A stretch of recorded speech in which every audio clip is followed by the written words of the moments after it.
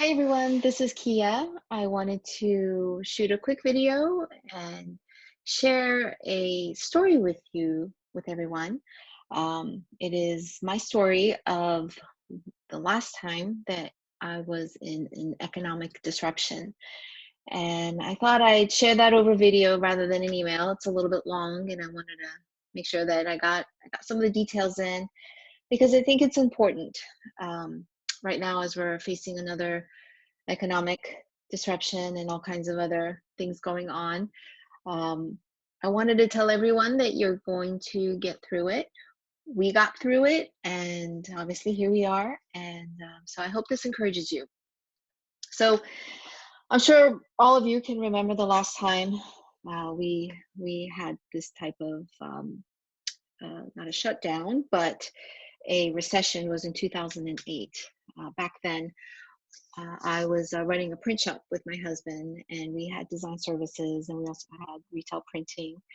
And we had that business for about 4 years. And it was August 2008. The recession hadn't become official. It became official in October. But in August, we were sitting in our store. It was a very vivid memory for me because it was kind of a turning point as well. We were sitting in our store. At that time, we had a retail store that was street front, and we had big windows. And I remember sitting at my office chair, kind of similar to this one, and looking out the windows. And there was no customers coming in. We had no jobs. Our job jackets were empty, and no phone calls, no emails were coming in.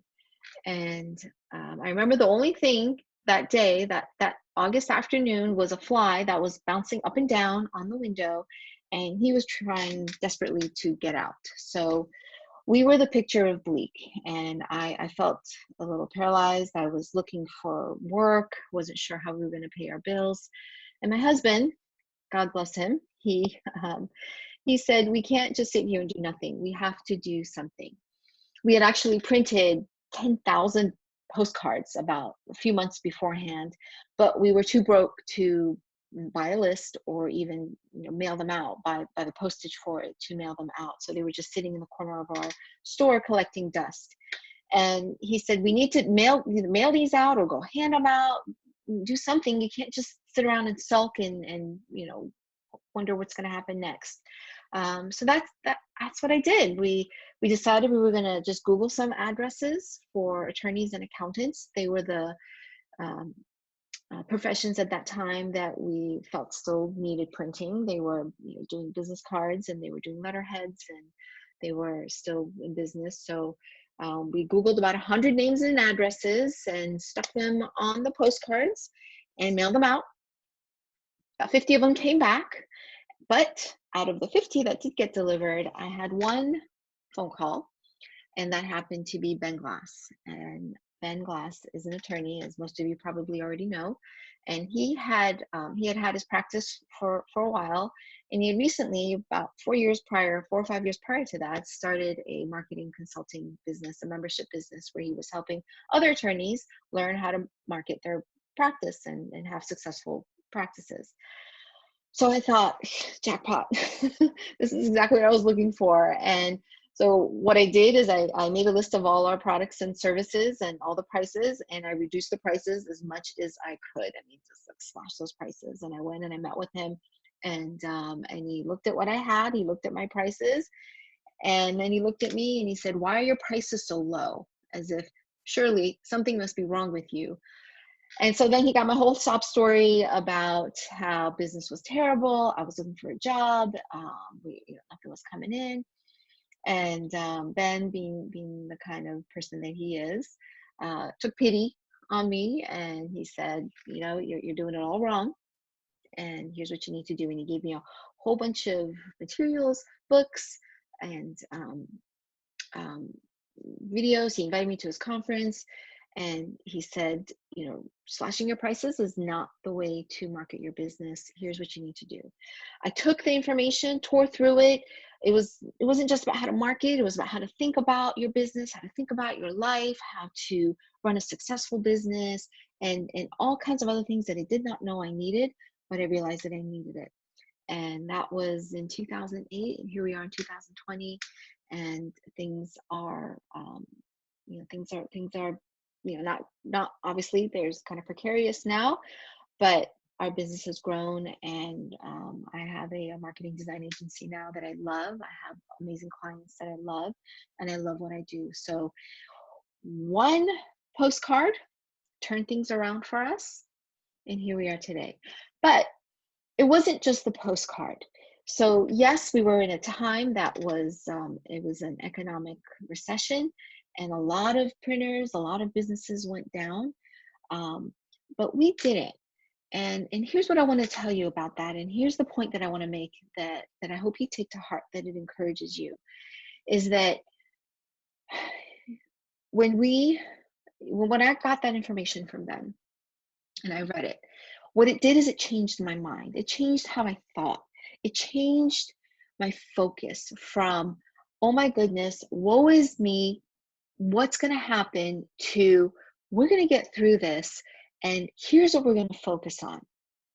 We made plans, we made goals, we focused on what we could do and what was possible and the opportunities that were there. And it cleared our mind to see the opportunities. So what happened is a few months later, there was a shopping center that was brand new, that was being built right down the road. It was nicer, it was better location, and we were in a crappy shopping center that we didn't know what was going to happen. They were going to kick us out at any moment, and we thought, bingo, there's our opportunity. And the property managers at that time really wanted to work with us, because they didn't have, nobody was taking them up on their offers, and they made a deal with us that made it work.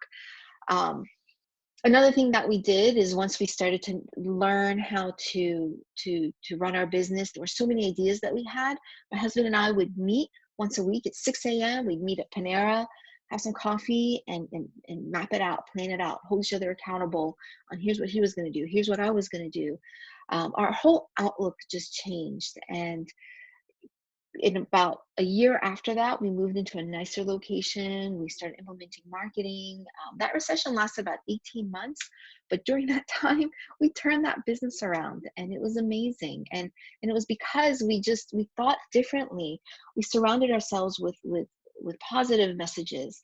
And another thing that happened when we did that is that we started to attract the same to us. So one thing that I'll never forget is that, moving to another location takes a lot of money. There's deposits, there's build out, there's moving costs, and we didn't really have any money. But what ended up happening is one of our clients lent us the money to do that. We told him, so when he came in, he was checking on us. We said, here's what we're doing, here's what we're hoping to do and planning on doing. We're thinking about, taking out a loan from the bank and see what happens. And he just lent us the money without any paperwork, without any, any of that, stuff that you have to do with a bank. And so had we not made those plans, that opportunity would have never presented itself to us. So I'm telling you this for two things. One is, don't stop marketing. Don't stop communicating. Don't stop. What is marketing? It's just reaching out to your market, to your audience, to your readers, people who are paying attention to you. Don't stop doing that. Send them the emails. Send them the postcards. One postcard changed our life. Send them your newsletters. Do videos like I'm doing now, and make sure that your message is authentic, that you know what you're saying to them, and offering them help and hope, and just taking this opportunity to really connect with your market, because they're all eyes and ears now. They want assurance, they want leadership, and you're in a position to provide that for them. So look at that as an opportunity, and do what needs to be done to do what needs to be done to connect with them and to cement that relationship, because 6 months from now, 12 months from now, you're going to see the benefit of what you do today to foster those relationships, to connect with people, and to stay in front of them. Okay, so I hope that encourages you. I wanted to share that story with you, and demonstrate to you as well in terms of what you can do to stay in touch with your market, as I'm doing now. And if you have any questions, if there's anything we can do to help you, please shoot me an email. Let me know, give us a call. Email's better, but if you want to call, that's fine too. Give us a shout, and I'd love to hear from you and tell me your story about what you're doing and what you're hoping to accomplish. And let's help each other. All right. Be blessed, and we'll talk to you soon.